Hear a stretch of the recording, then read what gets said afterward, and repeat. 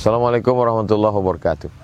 A'udzubillahi minasyaitonirrajim. Ara'aital ladzi yukadzibu biddin? Tahukah kamu siapa itu pendusta agama?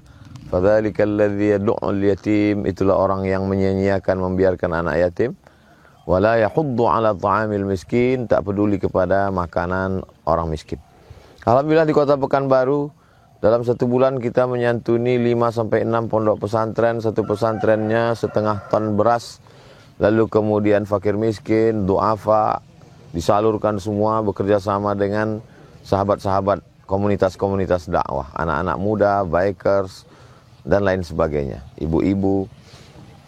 Bagi kita yang ingin selamat dari pendusta agama, menyantuni anak yatim, fakir miskin, bil khusus anak pesantren, supaya mereka bisa makan, hanya makan saja. Mari kita support program Yayasan Tabung Wakaf Umat dengan transfer ke Bank Riau Kepri Syariah. Nomornya 82021666662 atau BSI 10109666666 atas nama Yayasan Tabung Wakaf Umat. Jangan lupa sertakan kode transfernya 09 di akhir nominal transfer. Konfirmasinya 085265416060 atas nama admin yayasan. Berkah selalu. Assalamualaikum warahmatullahi wabarakatuh. Alaihi wa innaka la'ala khuluqin 'azim.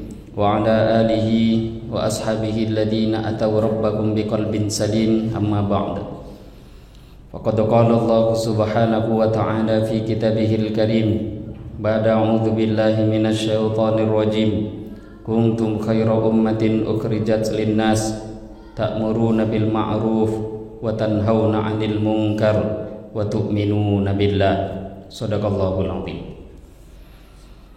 Alhamdulillah. Hadirin bapak-bapak, ibu-ibu jemaah salat maghrib yang dimuliakan Allah Subhanahu wa taala. Pertama-tama mari kita bersyukur kepada Allah Subhanahu wa taala dengan mengucapkan alhamdulillahirabbil alamin. Bersolawat kita kepada Rasulullah sallallahu alaihi wasallam dengan mengucapkan Allahumma shalli ala sayyidina Muhammad wa ala ali sayyidina Muhammad. Yang saya hormati Bapak Ketua Masjid beserta pengurus yang hadir pada malam hari ini.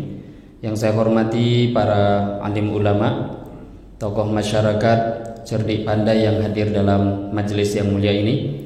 Yang saya hormati bapak-bapak, ibu-ibu, hadirin wal hadirat yang tidak bisa disebutkan namanya satu persatu, yang insya Allah kita yang hadir pada malam hari ini semoga mendapatkan rahmat daripada Allah Subhanahu wa taala. Amin ya rabbal alamin.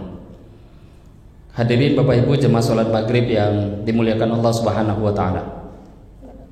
Pertama dan terutama sekali marilah kita bersyukur lagi dan lagi kepada Allah Subhanahu wa taala karena sampai saat ini juga Allah Subhanahu wa taala masih memberikan begitu banyak anugerah karunia kepada kita semua, terutama Allah Subhanahu wa taala sampai saat ini juga masih memberikan anugerah agama kepada kita semua. Maka mari kita syukuri anugerah agama yang Allah berikan, karena hanya dengan agama seseorang baru bisa mendapatkan kebahagiaan di dunia ini, begitu juga mendapatkan kebahagiaan nanti di akhiratnya Allah Subhanahu wa taala. Sebaliknya Bapak Ibu yang mulia, tanpa adanya agama tidak akan mungkin kita bisa bahagia baik di dunia ini apalagi nanti di akhiratnya Allah Subhanahu wa taala.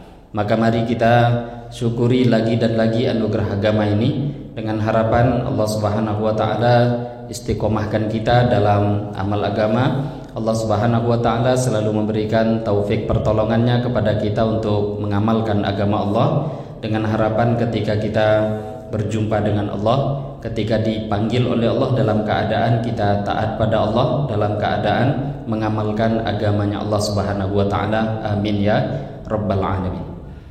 Hadirin jamaah salat maghrib yang dimuliakan Allah Subhanahu wa taala, pada kesempatan yang singkat ini insyaallah sampai masuk waktu salat isya nanti kita akan mendengarkan beberapa kisah Nabi dan para sahabat yang akan kita dengar daripada kitab Hayatus Sahabah, kehidupan sahabat radhiyallahu taala anhum, yang kehidupan sahabat ini dulu pernah diberitahu, dinasihatkan oleh satu orang sahabat yang mulia, yaitu sahabat Abdullah ibnu Mas'ud radhiyallahu taala anhu. Ibnu Mas'ud radhiyallahu taala anhu beliau mengatakan, "Man kana mustannan falyastanna biman qad mata." Siapa yang mau mencari satu contoh hidup, mau mencari tuntunan hidup, mau meniru kehidupan seseorang, falyastanna biman qad mata, maka tirulah kehidupan, carilah contoh hidup orang-orang yang sudah mati, yang sudah meninggal dunia. Fa innal hayya la tu'manu alaihil fitnah, karena sesungguhnya orang yang hidup itu tidaklah terselamat atas fitnah. Kalau kita mau mencontoh, jadikan cita-cita hidup yang masih hidup ini, mau kita jadikan mereka sebagai cita-cita kita, belum tentu mereka selamat daripada fitnah. Maknanya fitnah itu ya fitnah. Bisa ndak menjaga agama dalam hati? Belum tentu. Nggak ada jaminan kalau seseorang itu sampai meninggal dunia. Ulaika ashabu Muhammadin sallallahu alaihi wasallam. Lah yang dimaksud orang yang sudah meninggal dunia itu ndak semua juga. Yang layak untuk ditiru siapa? Sahabat-sahabat Nabi Muhammad sallallahu alaihi wasallam. Jadi kata Sayyidina Abdullah bin Mas'ud, yang layak untuk ditiru, dicontoh adalah sahabat Nabi. Kanu afdhala hadhil ummah. Mereka itu para sahabat adalah afdalul ummah. Umat yang terbaik ya mereka itu. Abarroha quluban. Mereka adalah orang yang paling baik hatinya. Wa a'maqaha ilman. Ilmunya paling dalam. Wa aqallaha takallufan. Takallufnya paling sedikit. Enggak suka melebih-lebihkan apapun. Ikhtarahumullahu li suhbati nabiyhi. Allah Subhanahu wa taala yang telah memilih sahabat untuk bersuhbah dengan Nabi. Jadi mereka itu bukan enggak sengaja tahu-tahu lahir di zaman Nabi, enggak. Memang ikhtarahumullahu li suhbati nabiyhi. Memang mereka itu pilihan Allah. Kalau bukan pilihan, memang enggak layak untuk jadi sahabat Nabi. Itu orang-orang pilihan. Wali iqamati dinihi, Allah pilih mereka untuk menegakkan agama Allah. Fa'rifu lahum fadlahum, maka kata Sayyidina Abdullah bin Mas'ud, kalian kenalilah keutamaan mereka, kenalilah kelebihan keutamaan mereka. Wattabi'uhum ala atharihim, dan tirulah mereka ala atharihim, atas jejak-jejak yang sudah mereka buat. Tiru mereka. Watamassaku bimastata'tum min akhlaqihim wasyarihim, dan berpeganglah kalian sekemampuan kalian untuk meniru mereka, baik dari akhlak mereka dan perjalanan hidup mereka. Fa innahum kanu 'alal hudal mustaqim, karena sesungguhnya para sahabat itu mereka berada di dalam hudal mustaqim, hidayah yang lurus. Ruwahu Rozin. Riwayat ini, hadis ini diriwayatkan oleh Al-Imam Rozin rahimahullah ta'ala. Jadi ini ucapan Abdullah bin Mas'ud, ini sebagai nasihat untuk kita bahwa yang paling layak untuk ditiru adalah sahabat. Sahabat itu definisinya adalah orang yang jumpa Nabi dalam keadaan iman, kemudian hidup dia jalani iman, mati wafat pun juga dalam keadaan iman. Itulah yang dinamakan dengan sahabat radhiyallahu taala anhu. Lah untuk kenal mereka tadi, supaya kita bisa mengikuti apa yang diarahkan oleh sahabat Abdullah bin Mas'ud tadi, ini yang mau kita dengarkan beberapa kisah-kisah Nabi dan para sahabat sehingga kita kenal mereka, tahu keutamaan mereka. Dakwatuhu sallallahu alaihi wasallam li Bashir bin al-Khasasiyah radhiyallahu anhu. Kita akan dengarkan satu kisah, yaitu dakwahnya Nabi Shallallahu Alaihi Wasallam pada satu orang, yaitu Bashir ibnul Khasasiyah. Dakwah Nabi pada satu orang sahabat. Nah, sebelum itu belum masuk Islam, tapi singkat cerita masuk Islam. Namanya Bashir ibnul Khasasiyah radhiyallahu taala anhu. Akhraja Ibnu Asakir an Bashir ibnul Khasasiyah. Ibnu Asakir telah menceritakan daripada Bashir ibnul Khasasiyah. Ini langsung yang pelakunya, Orang yang ada dalam kejadian ini yang bercerita. Yang meriwayatkan siapa? Ibnu Asakir. Ibnu Asakir meriwayatkan daripada Bashir ibnul Khososiyah. Bashir ibnul Khososiyah bercerita, ataitu Rasulullah sallallahu alaihi wasallam fada'ani ilal Islam. Aku datang menjumpai Nabi sallallahu alaihi wasallam. Ketika aku datang jumpa Nabi, fada'ani ilal Islam. Maka kemudian Nabi pun mengajak aku untuk masuk Islam. Tsumma qala li, maka ketika aku datang pada Nabi, Nabi pun bertanya kepada aku, Mas muka, siapa nama engkau? Cerita Bashir, jumpa Nabi, maka Nabi tanya, siapa namamu? Qultu, aku pun menjawab, Nadhir, namaku adalah Nadhir. Nadhir ini artinya pemberi peringatan, pemberi ancaman, pembawa peringatan atau pembawa kabar ancaman. Ini sering kita di dalam Al-Quran, Nabi Shallallahu Alaihi Wasallam itu beliau punya nama-nama, diantaranya Bashirun wa Nadhir. Bashirun pemberi kabar gembira, Nadhirun pemberi kabar peringatan, ancaman. Jadi Nabi lengkap, ya, memberi juga kabar gembira. Contohnya ada surga, siapa yang taat pada Allah, ngamalkan agama, akan dibalas nanti masuk surga. Pemberi kabar ancaman juga, Nabi juga begitu. Siapa yang tidak mau taat pada Allah, maka nanti balasannya dia masuk neraka. Jadi Nabi lengkap, pemberi kabar gembira, beliau juga pemberi kabar peringatan, ancaman juga. Kalau cuma satu, misal kalau cuma pemberi kabar gembira, wah ini Nabi kok cuma satu, akhirnya nanti hanya kabar gembira, wah semua orang masuk surga. Karena sudah beri kabar gembira, akhirnya orang maksiat jadi mudah. Zina mudah, akhirnya dia mencuri pun juga mudah, ngerjakan apapun maksiat mudah. Ditanya, ya masuk surga juga ujung-ujungnya. Lah ini cuma Bashir. Nabi bukan cuma Bashir, bukan hanya pemberi kabar gembira, tapi Nadhir, pemberi peringatan juga. Akhirnya orang ketika kedua-duanya, dia dengar juga kabar gembira dari Nabi, dengar juga peringatan dari Nabi di tengah-tengah. Ndak ketakutan mati, ketakutan saja hidup juga ndak pula mudah-mudah melakukan maksiat. Di tengah-tengah.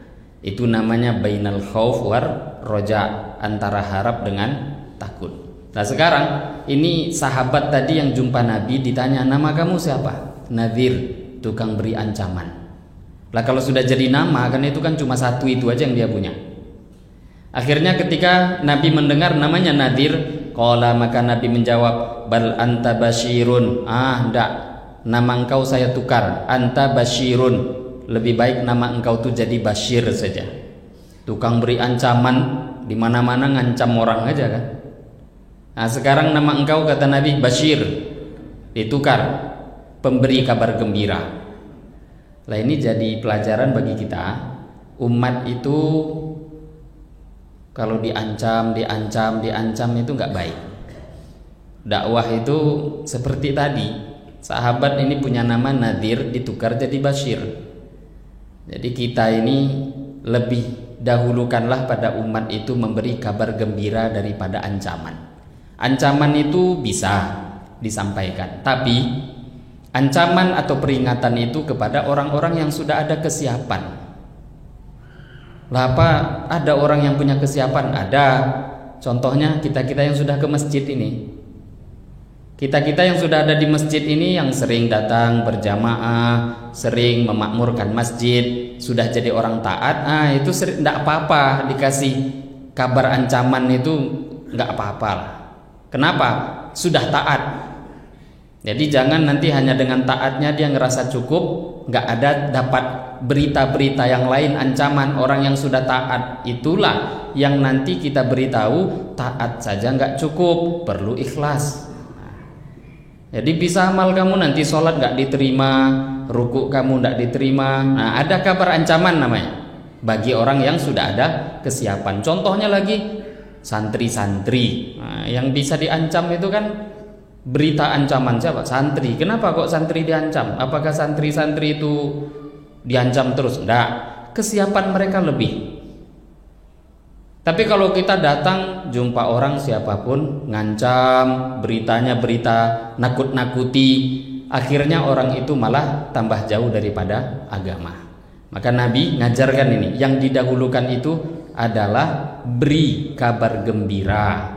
Asasnya dakwah itu adalah memberi kabar gembira. Nanti kalau orang itu sudah ada kesiapan, baru sudah taat, sudah mulai ngamalkan agama, baru diberitahu.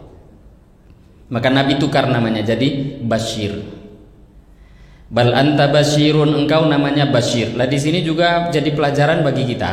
Nama itu kalau nggak baik atau kurang bagus, ada satu anjuran ditukar. Sunnah untuk memperbagus nama. Banyak riwayat, diantaranya Nabi SAW beliau bersabda, nanti di akhirat seseorang itu akan dipanggil nama dia dengan nama ayahnya nanti di akhirat. Fulan ibnu Fulan, Ahmad ibnu Abdurrahman, misal. Maka kata Nabi selepas itu, maka perbaguslah nama engkau. Sekarang kita tidak tahu artinya apa itu nama. Nama itu punya makna. Ketika seseorang dipanggil nama, itu maknanya doa. Kalau kita nggak baik punya nama, akhirnya orang manggil kita itu seperti manggil dengan doa keburukan untuk kita. Atau paling tidak lah, minimalnya tidak punya makna. Kalau tidak punya makna ya kosong, zong, tidak ada faedahnya. Di sini Nabi ngasih contoh, nama itu kalau memang kurang baik dianjurkan untuk dibaguskan. Tapi bukan wajib ya. Bukan wajib. Kalau wajib nanti ada resiko tidak ditukar jadi haram atau dosa. Karena ada beberapa riwayat nanti Nabi SAW pernah juga menawarkan untuk menukar nama kepada beberapa orang yang baru masuk Islam, sahabat. Tapi pada waktu itu orangnya nggak mau. Di antaranya Sa'id ibnul Musayyab bin Hazn, satu orang pimpinan tabi'in yang sering kita dengar namanya Sa'id bin Musayyab bin Hazn. Sa'id ini beliau bercerita apa kata beliau? Kakeknya dulu yang bernama Hazn. Hazn itu artinya sedih. Datang pada Nabi masuk Islam. Maka waktu itu Nabi tukar. Nama kamu siapa? Hazn. Tukar ya kata Nabi. Kok susah? Jadi yang mudah saja. Sahal. Dia katakan apa? Enggak. Saya tidak akan menukar sekali-kali, tidak akan mau menukar nama yang dulu diberi oleh orang tua saya. Ya Nabi pun diam, nggak marah, nggak maksa. Kenapa? Ya memang bukan wajib. Nabi kan hanya mengarahkan yang terbaik. Tapi cucu beliau bercerita, namanya Sa'id ini tadi, Sa'id ibnul Musayyab. Kata Sa'id, pimpinan tabi'in beliau ini, ulama, pimpinannya ulama zaman tabi'in. Banyak ulama yang mengatakan di antara tabi'in terbaik itu Sa'id ibnul Musayyab. Tapi ada ikhtilaf nanti. Kata Sa'id ibnul Musayyab, semenjak orang tua saya nggak mau nukar nama tadi, setelah Nabi tukar tadi, nggak mau dia tukar. Akhirnya tidak henti-hentinya kesusahan menimpa keluarga kami sampai sekarang. Ini kata siapa? Yang anak cucunya. Ini bukan nakut-nakutin, enggak. Maknanya nama itu ada efek dalam kehidupan. Maka Nabi di sini arahkan.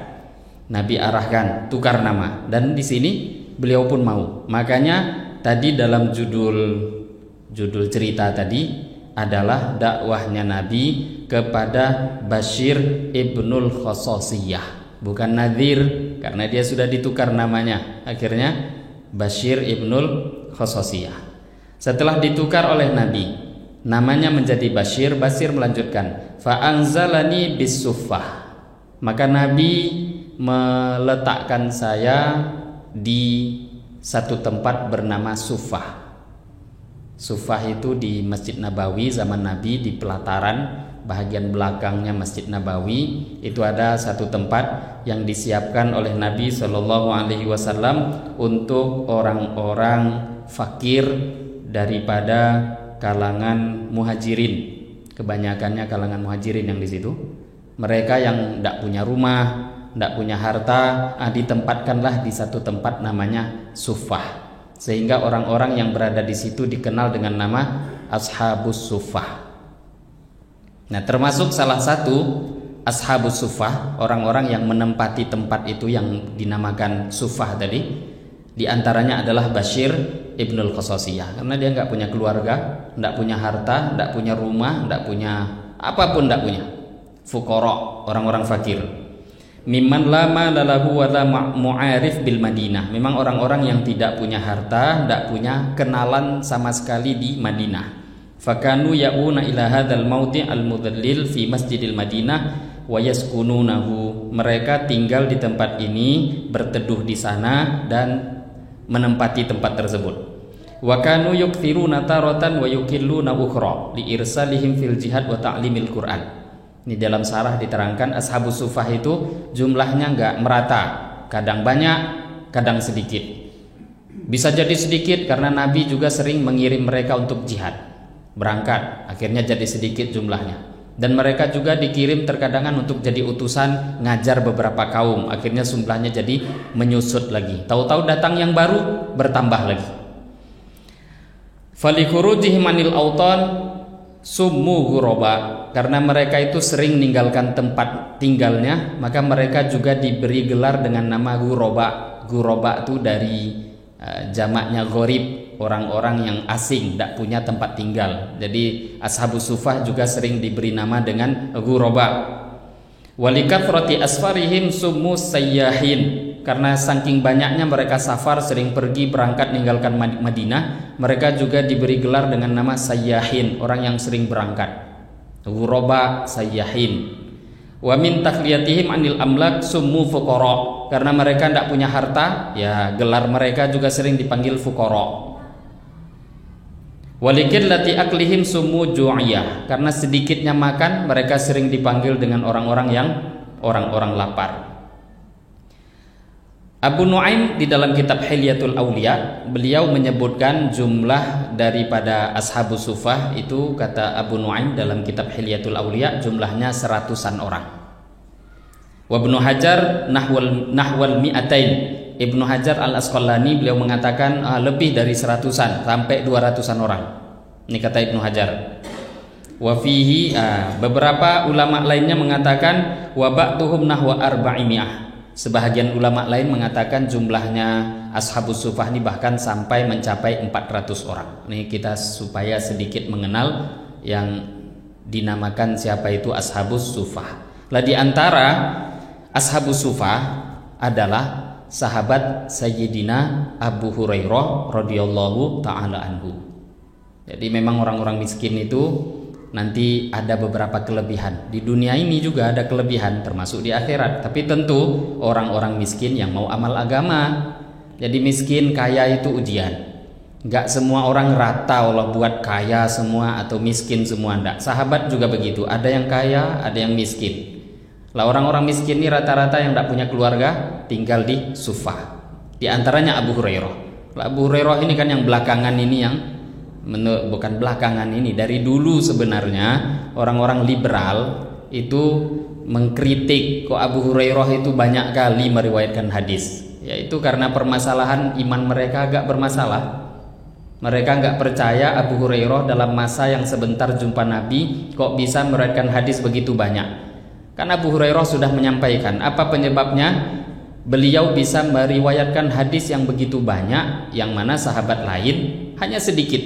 Padahal beliau masuk Islamnya belakangan. Beliau katakan, sahabat-sahabatku dari kalangan muhajirin ansor punya kedai, punya toko, punya sawah, punya ladang. Mereka berangkat.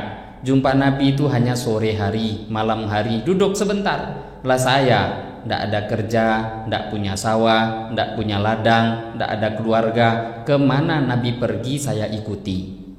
Bahkan satu kali kata Abu Hurairah, nah saya bercerita kepada Nabi tentang hafalan susah, maka Nabi suruh ubsud, bentangkan ridaak, selendang engkau. Kemudian selepas itu dibentangkan, dikumpulkan oleh Nabi, itu jadi satu isyarat bahwa beliau itu diberikan doa oleh Nabi untuk hafalannya kuat. Maka kata Abu Hurairah, semenjak itu apa yang Nabi sampaikan tidak pernah lupa di dalam ingatanku. Ini memang kelebihan. Mukjizat Nabi itu pernah mendoakan Abu Hurairah. Lah kalau kita ini percaya pada Nabi, ya percayalah dengan kisah itu. Jadi Abu Hurairah memang masuk Islam belakangan, tapi ada kelebihan-kelebihan yang tadi secara zohirnya pun sudah masuk akal. Dikala orang-orang sibuk, Muhajirin dan Ansor, sahabat itu sibuk dengan pekerjaan mereka, beliau sibuk 24 jam bersama Nabi. Ya tentu banyak keilmuan hadis yang beliau riwayatkan. Nah, di antara ashabus sufah tadi siapa? Sahabat Bashir. Kemudian Bashir tadi bercerita, saya ditempatkan di ashabus sufah. Fakana idza atat wadiyatun asyrokana fiha wa idza atathu shadaqatun sarafaha ilaina. Kalau Nabi dapat hadiah, maka Nabi akan berikan hadiah itu pada kami ashabus sufah. Kalau ada orang-orang yang memberikan sodakoh, sedekah pada Nabi, maka sorofaha ilaina, maka Nabi akan mengarahkan harta sedekah zakat itu kepada kami. Kita tahu Nabi, keturunan beliau ahlul bait nggak boleh terima sedekah. Nah, di sini diarahkan pada beliau. Fakharaja dzata lailatin, maka satu malam aku keluar. Fakharaja dzata lailatin, satu malam Nabi keluar. Fatabi'tuhu fa'atal baqi'. Malam hari Nabi aku tengok keluar, kata Bashir, dan aku tengok Nabi ternyata jalan menuju Baqi'. Baqi' itu kuburan Madinah. Nah, Baqi' satu kuburan ya, sahabat yang banyak dikuburkan di sana. Zaman Nabi pun ziarah. Kapan Nabi ziarahnya? Malam hari. Kalau kita mungkin sekarang ziarah tengah malam, entahlah apa kata orang. Jangankan kata orang, kita pun tidak berani. Kenapa? Itulah orang Indonesia, kebanyakan nonton film hantu. Jadi jangankan ziarah malam hari, siang hari pun tidak berani ziarah. Ini kata Bashir, aku nengok Nabi keluar satu malam. Keluarnya kemana? Nabi keluar menuju kuburan Baqi'. Fatabi'tuhu, maka aku buntuti Nabi. Nggak ngasih tahu, dari belakang nengok, dibuntuti. Kemudian selepas itu faqala assalamualaikum dara qaumin mu'minin wa inna bikum lahikun wa inna lillahi wa inna ilaihi raji'un laqad asabtum khairan bajilan wa sabaqtum syarran tawilan. Nabi SAW sampai di Baqi', maka Nabi baca tadi, assalamualaikum dara qaumin mu'minin, semoga keselamatan Allah berikan kepada kalian, wahai penduduk tempat ini, wahai orang beriman. Ini kan orang Islam semua tuh. Wa inna bikum lahikun, sesungguhnya kami akan menyusul kalian juga. Assalamualaikum warahmatullahi wabarakatuh. Tanah ini tanah wakaf yang memberikannya hamba Allah. Rumah ini dari mulai semennya, batu bata, ongkos tukangnya, kacanya, kosennya, pintunya, lampunya, ngecornya juga dari hamba Allah. Akan diisi oleh anak-anak kita dari manapun berada, mereka akan gratis menghafal Quran. Dari mana makannya, pakaiannya, tempat tinggalnya, dari mana itu semua? Mari kita support. Nama programnya Orang Tua Asuh.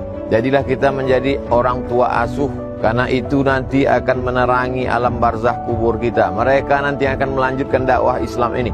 Kita semua hari ini akan mati menghadap Allah Subhanahu wa taala. Mereka nanti akan menjadi ujung tombak dakwah penyiaran Islam di seluruh negeri. Bisa kita support program Orang Tua Asuh ini dengan mentransfer ke Bank Riau Kepri Syariah 820216665. BRI Syariah atau BSI 6-nya 9 kali. 66666666 atas nama Yayasan Tabung Wakaf Umat. Jangan lupa sertakan kode transfer 03 di akhir nominal transfer. Konfirmasinya ke nomor ini. Admin Yayasan Tabung Wakaf Umat 0852 6541 6060. Berkah selalu, anak kita menjadi anak soleh solehah. Barakallahu fikum. Wassalamualaikum warahmatullahi wabarakatuh. Dulu Nabi pernah melarang ziarah kubur karena orang-orang jahiliyah itu pada zaman jahiliyah suka kalau ziarah itu banyak kemusyrikan yang dibuat. Nah, setelah kemusyrikan itu hilang, kata Nabi, kuntu nahaitukum an ziyaratil qabri, dulu aku pernah ngelarang kalian kan ziarah kubur. Nah, sekarang enggak, fazuruha. Sekarang kata Nabi silahkan ziarah. Kenapa kok disuruh ziarah kubur? Karena orang yang sering ziarah kubur akan ingat dengan kematian. Kalau ingat mati baru mau sholat. Orang tuh kalau ndak sholat, ndak mau ngaji, ndak baca Quran, ndak datang ke masjid, satu masalah, ndak ingat mati. Mau ingat mati, ziarah kubur. Berapa banyak orang yang kita masih ngobrol tadi sore, tahu-tahu sudah nggak ada lagi. Berapa banyak orang kemarin ngobrol dengan kita sehat, nggak sakit, tahu-tahu kemarin masih di dunia, hari ini sudah di akhirat. Banyak. Ada orang yang tahun lalu Ramadan masih sama kita, sekarang sudah pergi. Kadang kalau kita jumpa kawan lama, tidak perlu umur tua, umur 35 pun kadang jumpa kawan lama, ceritanya, fulan dah meninggal ya, oh iya, kawan itu dah meninggal, iya, dah lah, tinggal diurut. Nabi katakan, wa inna bikum lahikun, kami akan nyusul kalian. Ini doa datang ke kubur. Kemudian Nabi ucapkan, inna lillahi wa inna ilaihi raji'un. Sesungguhnya kita adalah inna lillahi, kita milik Allah, wa inna ilaihi raji'un, dan sesungguhnya kita hanya akan dikembalikan kepada Allah. Ini ucapan juga bisa jadi satu bacaan sunnah ziarah kubur. Kemudian Nabi SAW melanjutkan, laqad asabtum khairan bajilan, sungguh kalian sudah mendapatkan kebaikan yang begitu luas. Bajilan ay wasi'an, kebaikan yang begitu banyak. Orang tuh kalau sudah mati iman, sudahlah tuh, itu akan masuk surga. Kemudian kalian telah meninggalkan keburukan di belakang kalian. Keduniaan ini banyak yang buruk, sudah masalah-masalah dunia sudah kalian tinggalkan semua di belakang. Kemudian selepas Nabi berdoa, membaca doa itu ketika ziarah kubur, tsummal tafata ilayya, maka kemudian Nabi menoleh kepada aku, kata Bashir.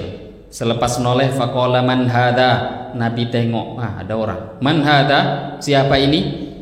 Fakultu Bashirun, maka aku pun menjawab, Bashir ya Rasulullah. Faqala, maka ketika Nabi sudah tahu itu Bashir, apa kata Nabi? Ama tarda an akhadallahu sam'aka wa qalbaka wa basaraka ilal Islam min baini rabi'atil faras alladina yaquluna illaulahum la tafakatil ardu bi ahliha. Kata Nabi, wahai Bashir, tidakkah engkau ridho, tidakkah engkau rela, tidakkah engkau puas Allah jadikan matamu, pendengaranmu, hatimu semua digunakan oleh Allah Subhanahu wa taala kepada Islam di tengah-tengah Rabi'atul Faras, satu kabilah. Sebanyak itu orang kamu diberi anugerah Islam, apakah engkau enggak syukur? Matamu dipakai Allah untuk taat, telingamu dipakai taat, hatimu dipakai taat, apakah engkau enggak rela, enggak ridho, enggak puas dengan hal itu? Kultu, maka aku pun menjawab, bala, tentu ya Rasulullah. Jadi kita itu bisa tahu syukur itu kalau kita lihat orang-orang yang enggak punya. Kalau kita ini nengok orang yang punya, enggak akan syukur. Punya mobil, nengok orang yang lebih bagus, bagaimana mau syukur? Punya mobil, tengoklah orang yang punya motor. Alhamdulillah, walaupun mobilnya entahlah, kadang AC tidak hidup, tapi tengok orang kehujanan, awak tidak kehujanan. Kalau punya motor ingin syukur, tengok orang yang cuma punya sepeda. Seperti apapun sepeda motor itu tidak ngayuh, tengoklah orang kayak sepeda mengayuh, capek dia. Tengok orang-orang yang tidak punya. Maka Nabi membayangkan, menceritakan, tengoklah berapa banyak orang yang tidak diberi anugerah iman Islam oleh Allah. Nah sekarang mata kita dipakai dalam Islam, tangan kita digunakan Allah dalam Islam, pendengaran kita digunakan Allah dalam Islam. Ini mahal.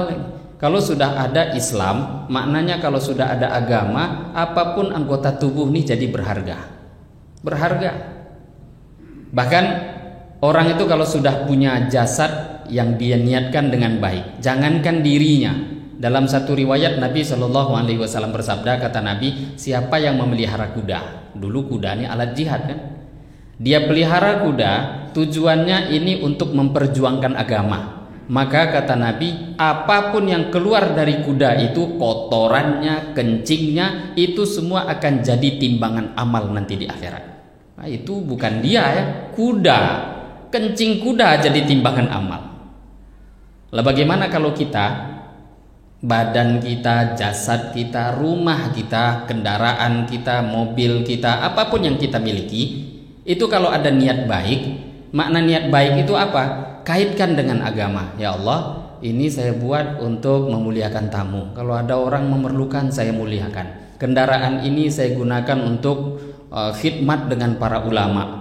Ini barang ini saya siapkan niatnya untuk menolong orang-orang yang mau memikirkan agama. Walaupun tidak dipakai, apapun yang terjadi nanti dari kendaraan, rumah, bangunan, semua itu akan dihitung pahala oleh Allah Subhanahu wa ta'ala. Maka ini yang Nabi ajarkan pada Bashir radhiyallahu ta'ala anhu. Maka Nabi pun tanya lagi kepada Bashir, "Ya Bashir, maja abika, kenapa engkau kok datang? Datang ini kenapa?" Nabi keluar dibuntuti. Maka kata Bashir, "Qultu khiftu ang tukaba au tusibaka hamah min hawamil ardi." Maka kata Bashir, "Ya Rasulullah, saya ini datang membuntuti Tuhan karena khawatir." Kenapa kok khawatir? Ang tukaba, yaitu kalau nanti ada orang-orang yang nyerang Tuhan. Kok tahu-tahu nanti sendiri tengah malam keluar, ada yang nyerang, saya nggak rela, saya mau jaga. Atau kata Bashir, autusi bakahamah min hawamil ardi, atau nanti tahu-tahu ada binatang buas, entah ular, naudzubillah, kalajengking yang nanti nyengat Tuhan nanti. Itu yang saya khawatirkan. Wa indahu aidan wa Tabrani wal Baihaqi ya Bashir ala tahmadullah alladhi akhadha binasiyatika ilal Islam min baini Rabi'ah qaumun yarawna allaulahum la tafakatil ardu biman 'alaiha. Jadi kisah ini yang diriwayatkan oleh Ibnu Asakir rahimahullah taala tentang masuk Islamnya Bashir ibnul Khososiyah radhiyallahu taala anhu. Jadi tadi ini kisah bagaimana sahabat yang terakhir pun tadi, kekhawatiran sahabat selalu ingin menjaga Rasulullah Shallallahu Alaihi Wasallam. Nah sekarang ini Nabi kan sudah tak ada, tapi pewaris Nabi itu masih ada terus. Sampai kapan? Sampai jelang hari kiamat itu ada. Al ulama warathatul anbiya.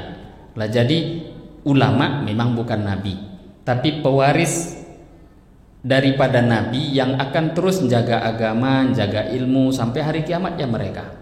Maka berkhidmat pada mereka pun juga itu dianjurkan khidmat pada mereka. Lah ini bagaimana sahabat kita lihat baru saja masuk Islam tapi sudah sebegitu cintanya mereka kepada Rasulullah Shallallahu Alaihi Wasallam.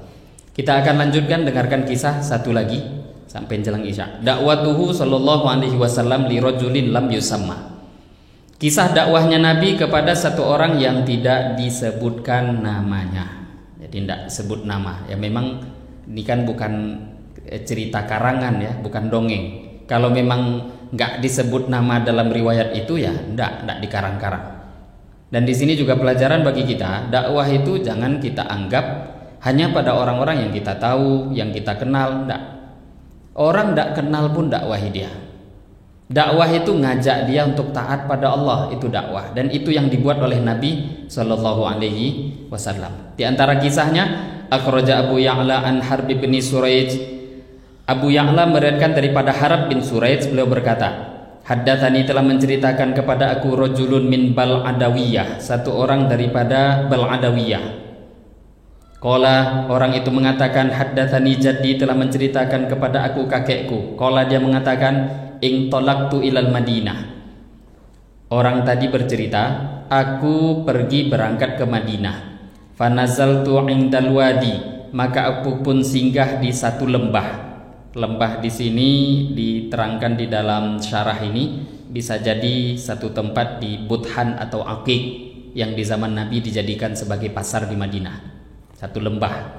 Aku singgah di sana. Fa idza rajulani bainahuma anzun wahidatun wa idzal mushtari yaqulu lil bai' ahsin mubaya'ati.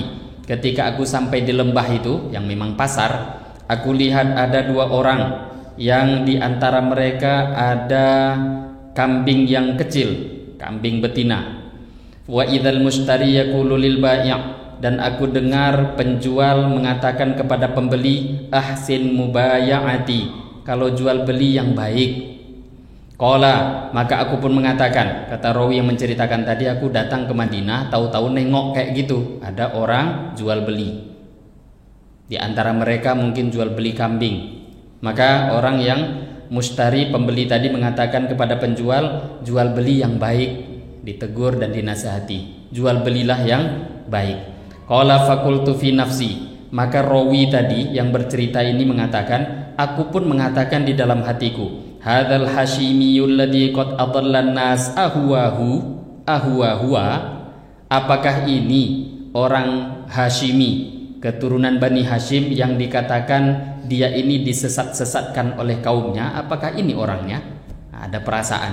Kan ini zaman Nabi awal dakwah ini di Mekah. Apakah ini orang yang dikatakan disesatkan oleh kaumnya itu, apakah ini orangnya? Maka aku pun mengatakan, fa nadhartu fa idza rajulun hasanul jismi. Ketika aku pandang orang tadi, ternyata aku lihat dia adalah orang hasanul jismi, yang jasadnya begitu indah. Yaitu memang Nabi. Adimul jabha, memiliki dahi yang lebar yang bagus. Daqiqul anfi daqiqul hajibain, yang Nabi itu mancung hidungnya, alisnya pun bagus. Wa idza min thu'rati nahrihi ila surratihi mithlul khayt, aku lihat mulai daripada dada bahagian atas Nabi sampai kepada pusarnya Nabi, aku lihat ada bulunya seperti hitam, seperti jahit yang berwarna hitam. Rambut hitam dari bahagian dada sampai ke bawah. Jadi Nabi itu dada beliau berbulu. Wa idza huwa baina timrain, dan aku lihat dia menggunakan dua kain yang sudah lama, bukan kain yang baru, enggak. Kesederhanaan Nabi. Qala, kemudian rawi bercerita, orang yang meriwayatkan hadis ini. Fadana minna, maka dia pun mendekat kepada kami. Faqala, maka orang itu yang dimaksud Nabi tadi kan. Orang itu pun mengatakan assalamualaikum. Dia mengucapkan salam, assalamualaikum. Farodatna alaih, maka kami pun menjawab salamnya. Falam albat anda al mustari faqala ya Rasulullah. Tidak lama kemudian ada orang mengatakan, memanggil, ya Rasulullah, kullahu yuhsin mubaya'ati. Ya Rasulullah, sampaikan lagi pada penjual tadi kalau jual beli itu yang baik. Yang jual beli tadi Nabi. Famadda yadahu wa qala amwalakum tamlikuna inni arju an alqallah azza wa jalla yaumal qiyamah la yatlubuni ahadun minkum bi syai'in dhalamtuhu fi malin wala fi damin wala irdin wa illa bihaqqihi. Maka Nabi katakan, harta itu ya milik kalian, tapi aku tetap ingatkan, aku berharap harta kalau orang jual beli itu kan milik dia, tapi kata Nabi, aku ingatkan, aku sendiri ingin berjumpa dengan Allah Azza wa Jalla nanti pada hari kiamat. Aku ingin tidak ada seorang pun yang menuntut aku nanti karena aku menzolimi dia, baik dari segi hartanya, baik dari segi darah ataupun kehormatan. Aku tidak mau nanti sampai di akhirat aku dituntut oleh orang-orang. Maka beliau nasihati orang seperti tadi, jual beli yang bagus. Ini nasihat bagi kita. Kalau kita dalam apapun kok ngambil haknya orang, itu bukannya tidak ada masalah, akan terus berkepanjangan nanti sampai di akhirat. Terutama yang berkaitan dengan hakul adami, terus berkepanjangan, akan dituntut nanti sampai di akhirat.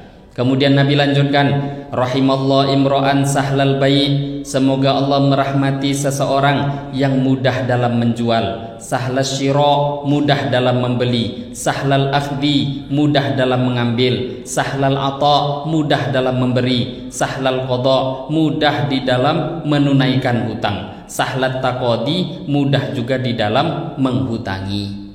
Ini doa Nabi. Semoga Allah memudahkan, semoga Allah merahmati orang yang mudah dalam membeli, mudah dalam menjual.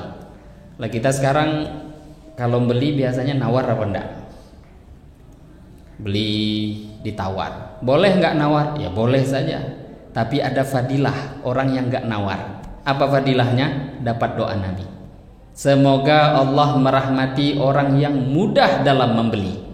Berapa disampaikan penjual, beli saja. Bukannya nggak boleh nawar ya, tapi ingin dapat doa Nabi, mudah dalam membeli. Kemudian yang kedua, semoga juga Allah merahmati orang yang mudah dalam menjual. Nah, kita jadi pedagang berarti. Kalau kita jadi pedagang punya toko, ditawar orang, berikan saja. Kalau kita buat seperti itu, maka nanti dapat doa Nabi. Semoga Allah merahmati orang yang mudah membeli dan mudah menjual. Ini kisah sahabat tadi nih. Sudah masuk Isya? 4 menit lagi. Kita sedikit selesaikan kisahnya supaya enggak selesai terpotong tengah jalan. Maka ketika Nabi menyampaikan doa tadi, fakultu, maka aku, kata sahabat tadi yang akhirnya masuk Islam, demi Allah, aku melihat orang ini, aku akan perjelas urusannya karena yang dia ucapkan adalah baik. Fatabi'tuhu, maka aku buntuti dia. Fakultu, maka ketika aku sudah dekat aku mengatakan, ya Muhammad, wahai Muhammad. Faltafata ilayya, maka Nabi pun mendekat kepada aku, menoleh kepada aku, bijami'ihi, dengan seluruh badannya. Nabi itu punya kebiasaan kalau dipanggil bukannya noleh kepala, enggak. Nabi itu kalau dipanggil seluruh tubuh akan menoleh, bukan menoleh ya, menghadapkan seluruh tubuh. Ini adab. Faqala ma tasya, maka Nabi pun mengatakan, apa yang engkau kehendaki? Manggil ada keperluan apa? Fakultu, maka aku mengatakan, antalladzi adlaltan nas wa ahlaktahum wa saddattahum amma kana ya'budu aba'uhum. Apakah engkau orang yang mengatakan pada orang Quraisy bahwa apa yang mereka sembah tidak benar, ini salah, betul? Qala dzakallah, ya betul, kata Nabi. Qala, maka aku pun bertanya, ma tad'u ilai, apa yang engkau dakwahkan? Qala, maka Nabi menjawab, ad'u ibadallah ilallah, aku mengajak hamba-hamba Allah untuk taat pada Allah. Ini dakwah ciri khas. Satu ciri khas dakwah itu mengajak manusia kepada Allah. Sekarang ada orang ngajak, tapi kan pada partai, golongan, kelompok, geng. Ini bukan dakwah ya, walaupun berlabel Islam. Dakwah itu ciri khas ngajak manusia taat pada Allah. Kok tujuannya buat orang taat pada Allah, itu dakwah. Kalau selain itu berarti bukan. Qala, maka aku pun bertanya, Mata kulu, apa yang kau dakwahkan? Maka Nabi menjawab, tashhad an la ilaha illallah wa anni Muhammadur Rasulullah. Yaitu yang aku dakwahkan itu, engkau ucapkanlah la ilaha illallah Muhammadur Rasulullah. Jadi ini memang ucapan ini penting ya. Karena ada orang mengatakan, wah ucapan tidak berguna. Tidak, mau masuk Islam harus diucapkan. Wa tu'minu bima anzalahu alayya, dan engkau beriman dengan apapun yang diturunkan kepada aku. Wa takfuru billati wal uzza, engkau ingkari berhala Lata dan Uzza. Wa tuqimus shalah, engkau tegakkan salat. Wa tu'tiz zakah, dan tunaikanlah zakat. Qala, maka orang yang rawi tadi bercerita, qultu, maka aku mengatakan, wa maz zakah, zakat itu apa? Qala, maka Nabi menjawab, yaruddu ghaniyuna ala faqirina, hartanya orang kaya yang sudah wajib nisab dan segala macam diserahkan kepada orang-orang fakir di kalangan kita. Qala qultu ni'mas syai' tad'u ilai, maka aku pun mengatakan, alangkah baiknya apa yang engkau dakwahkan. Karena sehingga falaqad kana wa ma fil ardi ahadun yatanaffasu abghadha ilayya minhu fama bariha hatta kana ahabba ilayya min waladi wa walidi wa minan nasi ajmain. Kata orang yang meriwayatkan ini, tidak disebut nama tadi di awal. Awal mulanya tidak ada orang yang bernafas, makhluk hidup di permukaan bumi ini yang lebih aku benci melebihi dia. Karena datang orang-orang nakuti, ini orang nyesat-nyesatkan orang ini orang yang suka menyalahkan orang, benci, kata beliau. Tapi ketika sudah masuk Islam, tidak ada orang yang lebih aku cintai di permukaan bumi ini melebihi daripada Nabi Muhammad sallallahu alaihi wasallam. Bahkan melebihi diri, keluarga, anak dan orang tua. Qala fakultu qad araftu, maka akhirnya aku pun menjawab, ya, aku sudah tahu apa yang kau dakwahkan. Qala qad arafta, maka Nabi mengatakan, kau sudah faham, tahu semua? Qultu, maka aku menjawab, na'am, iya. Qala tashhadu an la ilaha illallah wa anni Muhammadur Rasulullah wa tu'minu bima unzila alayya. apakah engkau mau bersaksi tidak ada Tuhan yang hak disembah selain Allah dan sesungguhnya aku adalah utusan Allah, dan engkau beriman dengan apapun yang diturunkan padaku? Qultu, maka aku menjawab, na'am, iya, tentu iya ya Rasulullah. Akhirnya beliau mengucapkan 2 kalimat syahadat. Nah, ini kisah ringkas yang mana singkat cerita beliau pun masuk Islam, dan beliau pun mengatakan bukan hanya berhenti di situ. Setelah selesai masuk Islam, maka orang ini pun mengatakan, ya Rasulullah, aku di kampung sana ada kaumku juga yang biasa kami berkumpul untuk ambil air, kemudian memberi minum binatang. Apakah boleh aku ngajak mereka juga pada Islam? Maka kata Nabi, iya, silahkan. Singkat cerita, orang itu pun mengatakan, aku pun pulang ke kampungku, aku ajak mereka, sampai akhirnya satu kampung pun semua masuk ke dalam agama Islam. Lah ini hadirin jamaah Bapak Ibu yang mulia, beberapa kisah yang kita bisa dengarkan daripada dakwahnya Nabi Shallallahu Alaihi Wasallam kepada beberapa orang. Di antaranya tadi, Nabi dengan akhlak yang baik menawarkan agama pada orang-orang. Kalau kita nih dagang kan nawarkan pada orang. Agama itu memang dalam Al-Quran Allah katakan tuh perdagangan. Kalau kita tidak tawari, tidak nyampaikan agama, agama tidak akan sampai pada siapapun. Maka sampaikan agama, baru nanti agama ini insya Allah akan tersebar di kampung kita, negeri kita, bahkan akan menjadi agama ini tersuasana di semua tempat di seluruh alam. Maka semoga dari kisah ini bisa kita ambil faedah dan bisa kita ambil daripada apa yang bisa kita contoh daripada Nabi Muhammad dan para sahabat radhiyallahu taala anhum ajmain. Demikian mungkin yang bisa kita dengar kisah sahabat pada malam hari ini. Semoga kita bisa ambil faedah. Lebih kurangnya mohon maaf. Wabillahi taufiq wal hidayah. Wassalamualaikum warahmatullahi wabarakatuh.